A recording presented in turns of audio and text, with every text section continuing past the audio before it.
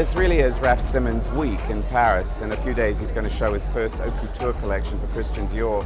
But tonight he reminded us with his own collection of why he is an inspirational force in menswear. Who was that artist to you? It's an LA-based artist called Brian Calvin, which was very much about this whole idea of gender confusion.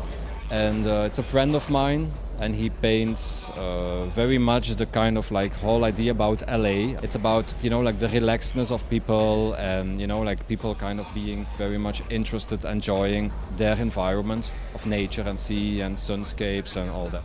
Quite romantic as well. I think the way it was used, to use women's faces that long.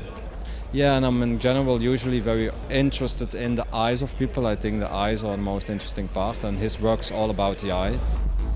He's just been doing what he believes in for all of these years. He does it instinctively. It had the energy of the first Raf Simons shows.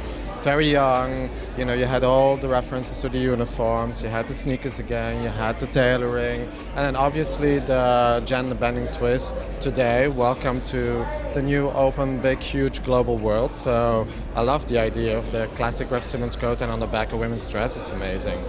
Nice to see a sort of prairie rose dress tacked onto a black watch tartan overcoat. That might be for some of the braver amongst us. You know what, clothes like that, they put you in a good mood, and these times good mood clothes are really, really important. Do you think of it as androgyny, or do you think of it as ambiguity?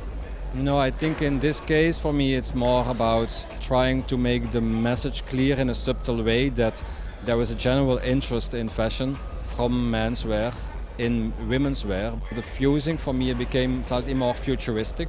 You talk about fusion of gender. Is that the future then? I don't know. I don't know what the future is, and I don't want to know. Because as long as I don't know, it's a challenge to think it over.